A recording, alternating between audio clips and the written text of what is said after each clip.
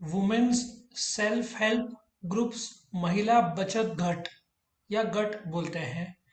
इसको मैं detailed explanation करूंगा। इसका जो हिस्ट्री बांग्लादेश से है वो कैसे है पूरा एक्सप्लेन करूंगा, इंडिया में कैसे है और क्या है।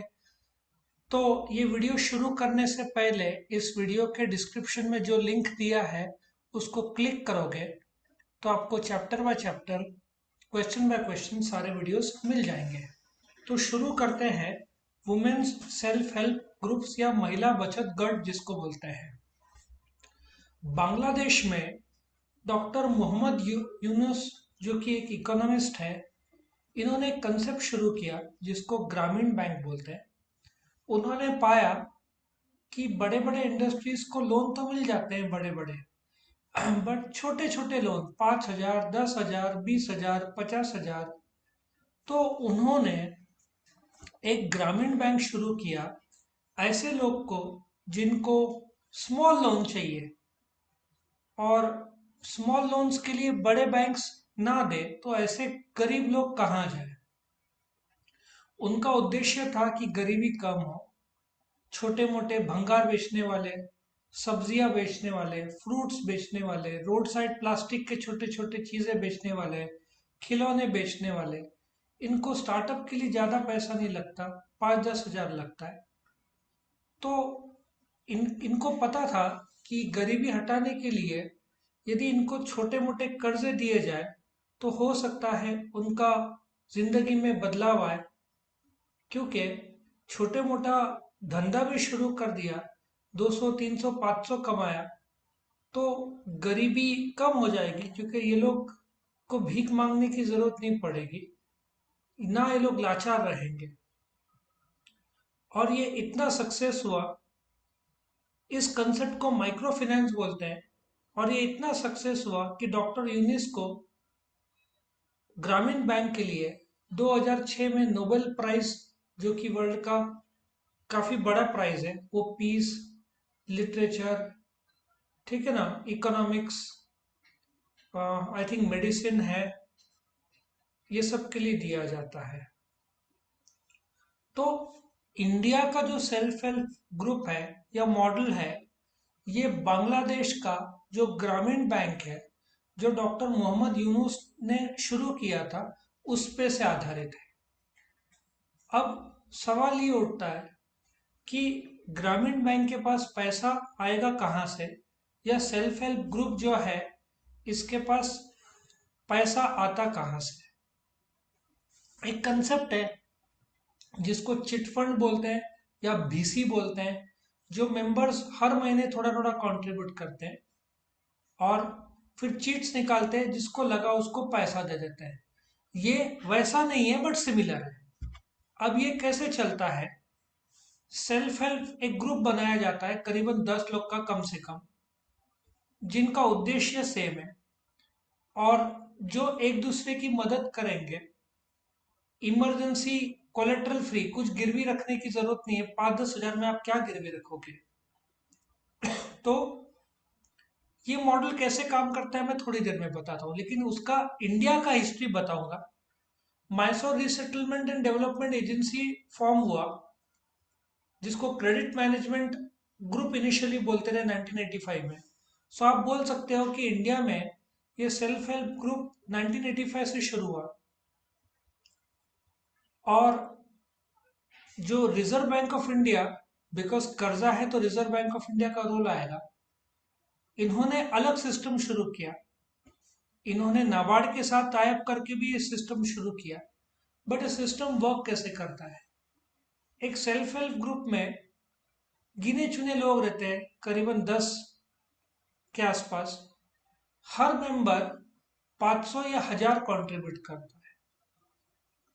तो ऐसा सोचो, 1000 1000 के लिए 10 लोग हुए, 10,000 जमा हुआ, 10 में से एक को पैसों की जरूरत है, तो ये लोग 10,000 में से एक जन को 10,000 दे देंगे। ब्याज दर करीबन 16 से 18 टक्का रहता है। रजिस्ट्रेशन की कोई कंपलसरी नहीं है। इसमें वुमेन का नाम दिया गया है, मेन तो वुमेन ही इसके मेंबर्स है। आप अपना सेविंग इस ग्रुप को दो, जिसको कर्जा चाहिए वो पैसा उठाएगा और 18% ब्याज साल का महीने का नहीं देगा। मतलब 1800 साल का हुआ, महीने का 150 रुपए का ब्याज। धंधा करेगा, महीने में 4-5 हजार कमाएगा, तो 150-200 और पैसे लौटाने में उसको आसानी होगी। अच्छा, वुमेन लोग जो अचार बनाना चाहते हैं, पापड़ बनाना चाहते हैं, मसाले बेचना चाहते हैं, कुकिंग करना चाहते हैं घरगुती, या छोटा सा ब्यूटी पार्लर का या छोटा सा टीचिंग का, उनको इनिशियल कैपिटल जो कि छोटे रकम पे है वो इधर से मिल जाता है। तो जो फीचर्स क्या है, बिकॉज ये विमेन सेल्फ हेल्प ग्रुप बोलते हैं मेन, तो इसमें आ, अपने देश में एंटरप्रेन्योर जो बोलते हैं, जो धंधा शुरू करते हैं स्टार्टअप में, 100 में से आपको 4 या 5 ही विमेन मिलेंगे। तो वुमेन सेल्फ हेल्प ग्रुप में सबसे अच्छी बात यह है कि छोटा ग्रुप है, और हो सकता है कोई NGO, charitable organisation, non government organisation 5-6-8 लोग को इकट्ठा लाए। और जब आप कोऑपरेटिव सोसाइटी खोलते हो 10 लोग मिलकर, तो रजिस्ट्रेशन कंपलसरी होता है। कोऑपरेटिव सोसाइटीज एक्ट जो महाराष्ट्र में, महाराष्ट्र कोऑपरेटिव सोसाइटीज एक्ट 1960 के तहत, सिंस ये सेल्फ हेल्प ग्रुप है, इनको रजिस्ट्रेशन की जरूरत नहीं है, बट इनके अपने कायदे कानून रहते हैं। हालांकि लोग रजिस्टर भी करा सकते हैं, ये लोग कोऑपरेटिव लॉज या सोसाइटी एक्ट के तहत रजिस्टर्ड कराएंगे, लेकिन ये लॉज इतना हेल्प नहीं करते हैं, थोड़ा इनफॉर्मल ज्यादा रहता है ये ग्रुप मेंबरशिप। अभी कोऑपरेटिव सोसाइटी में करीबन 10 लोग लगते हैं, जबकि सेल्फ हेल्प ग्रुप में 5 लोग से आप शुरू कर सकते हो। बड़ा ग्रुप होता है तो मैनेज करना मुश्किल हो जाता है। और इन लोग ने क्या किया, कोई भी सेल्फ हेल्प ग्रुप ना बनाए, क्योंकि एक फैमिली में 8 लोग रहे, 5 लोग ही बना देवे, तो इन्होंने बोला एक फैमिली से सिर्फ एक आदमी या एक औरत मेंबर बनेगी, ताकि दूसरे मेंबर्स भी पार्टिसिपेट करें। ठीक है। और mix groups are generally not preferred कि मेन विमेन, वुमेन ग्रुप ज़्यादातर ऐसा सोचो कि बेटर परफॉर्म करेंगे तो उनको ही शामिल किया जाता है।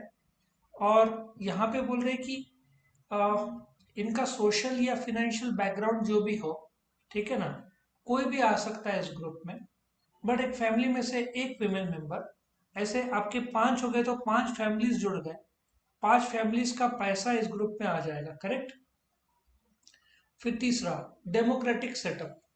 ये जो ग्रुप ऑफ मेंबर्स है, इधर डेमोक्रेसी है, यहाँ पे लोग पार्टिसिपेट करते हैं, और हर member of the group actively participate करता है। लेकिन अभी ग्रुप में हमेशा लीडर होना चाहिए, तो ये लोग 5, 10, 15 जितने लोग रहेंगे उसमें से एक को लीडर चुना जाएगा।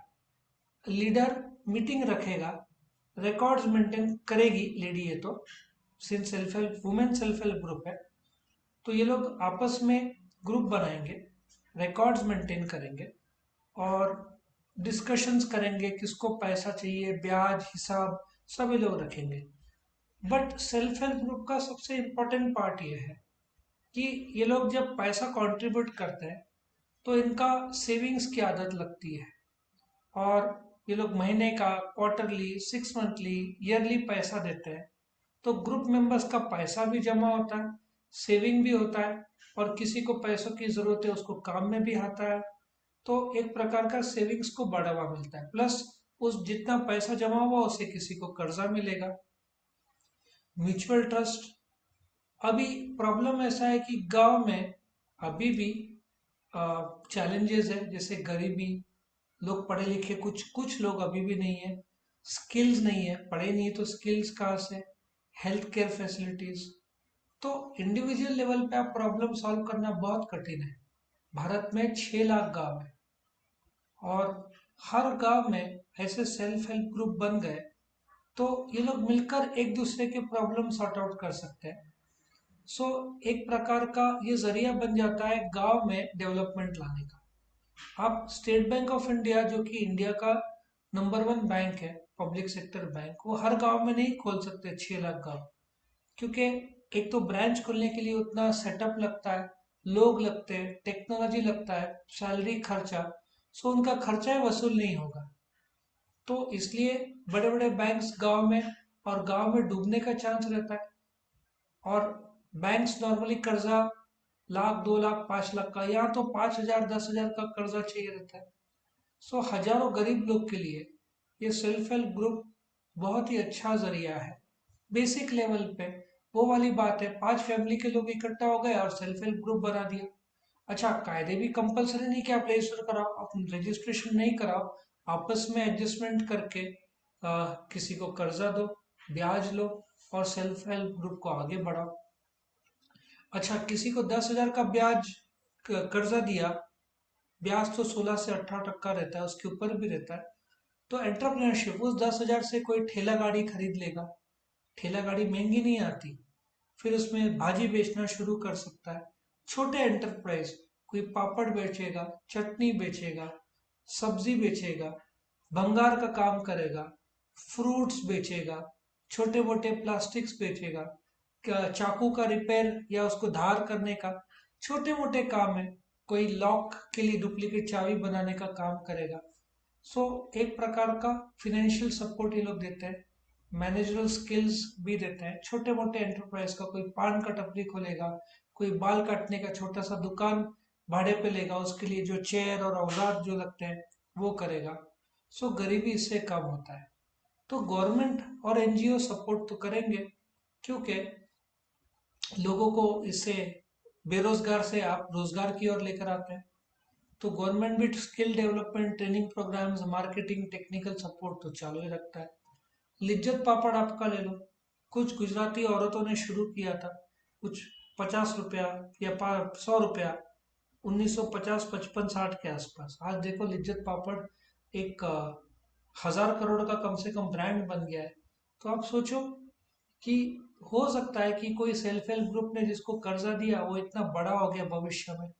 और विमेन एम्पावरमेंट क्या होता है कि आप आज़ादी के 75 साल हो गए, लेकिन आज भी अपने देश में वुमेन आज़ाद नहीं है। कुछ जगह पे अभी भी आ, वो हाउसवाइफ बन के रहती है और डिपेंडेंट रहती है ऑन हर मैन। आदमी को कुछ हो जाता है तो उसका पूरा जिंदगी दुख से कटता है। यहाँ पे वो घर भी चला सकती है, और मेस जो कुकिंग का काम भी कर सकती है, ब्यूटी पार्लर का भी कर सकती है, टीचिंग का भी कर सकती है, अचार मसाले घरगुती ये सब काम कर सकती है। और फिनेंशियल और नॉन फिनेंशियल असिस्टेंस सेविंग्स भी होता है, वो औरत का कॉन्फिडेंस भी बढ़ेगा। सो देखा जाए तो जो औरत सम्मान, जो है औरत को इक्वालिटी जो बोलते हैं, तो वो भी एक्टिवली काम कर सकती है, घर चलाने में मदद कर सकती है हस्बैंड को। और इसका सबसे इम्पोर्टेंट पहलू यह है, गरीब आदमी गिरवी देने के लिए क्या देगा। तो यहाँ पे छोटे मोटे कर्जे 5 10 15 हज़ार के लिए कोई भी गिरवी लेते नहीं है। और ये लोग सिंस सेल्फ हेल्प ग्रुप एक दूसरे को जानते हैं, तो इनको पता है कि कौन कैसा है, तो ये लोग कर्जा देते हैं। अच्छा, प्रॉब्लम यह है कि यदि सेल्फ हेल्प ग्रुप ना रहे तो गांव में जो मनी लेंडर रहते हैं वो लोग कई बार कर्जा देके घर के कागजात गिरवी रख लेते हैं, घर जब्त कर लेते हैं, भांडी या यूटेंसिल जब्त कर लेते हैं। तो गांव के मनी लेंडर्स बहुत ज़्यादा रेट ऑफ इंटरेस्ट और एक प्रकार का उनका संपत्ति जब्त कर लेते हैं। श्रॉफ, ठीक है ना, ये श्रॉफ लोग हैं, सोनार लोग हैं। सोनार तो वैसे गोल्ड का काम करते हैं, लेकिन जो कर्जा देते हैं गांव के मनी लेंडर्स, फिर उनकी जरूरत ही नहीं पड़ेगी। 5 6 लोग मिलकर जो पैसा जमा किया, वो लोग मिलकर किसी को कर्जा दिया, फिर उसने अपना धंधा चालू किया, उससे ब्याज लिया, फिर दूसरे को जरूरत पड़ी। लेकिन एक बात सच है, कोलेटरल फ्री लोन है तो रेट ऑफ इंटरेस्ट इनका ज्यादा ही रहता है। इफ आप आज गोल्ड लोन लेने जाओ, आपको HDFC 10.5% पे देगा, आपको SBI 7.3 पे देगा, आपको IDBI 7.5 पे देगा। लेकिन गिरवी गोल्ड लेंगे और ये लोग 18 से 20% चार्ज करेंगे क्योंकि गिरवी नहीं है तो रिस्क ज़्यादा है। तो एक प्रकार का जो गांव के गरीब महिलाएं हैं उनको अपना सोना तो गिरवी रखने की जरूरत नहीं है, गिरवी कुछ भी नहीं रख रहे, रेट ऑफ इंटरेस्ट ज़्यादा है और लोन का रकम कम है। और लोन का रकम कम है, हर हफ्ते भी ऐसा रखते हैं कि महीने का 1000 1000 दे दो, तो आराम से लोग लौटा पाते हैं। और सेल्फ हेल्प ग्रुप में जो मेंबर्स है वो लोग बोलते हैं ना, एक दूसरे का सहारा बन जाते हैं। तो इस प्रकार से ये 8 फीचर्स है। बहुत इंडिया के लिए अच्छा है सेल्फ हेल्प ग्रुप का, क्योंकि औरतें को 5 10 हज़ार दो तो बहुत सारे काम कर सकते हैं आप, कुकिंग, ब्यूटी पार्लर, मसाले, अचार, कितने सारे चीजें कर सकते हैं उस गांव के में जो रॉ मटेरियल उसके हिसाब से। कर्जा सिर्फ दे दिया self help group, women self help group, महिला बचत गट ने। और इस पहलू पे ही फार्मर्स का भी 10 लोग मिलकर, फार्मर्स आजकल डायरेक्ट फार्मर्स टू कस्टमर ऐसा बोलते हैं ना, ठेठ कस्टमर पर्यंत, मतलब डायरेक्टली कस्टमर को ये लोग बेचते हैं, तो फार्मर्स के भी ऐसे ग्रुप शुरू हो गए हैं।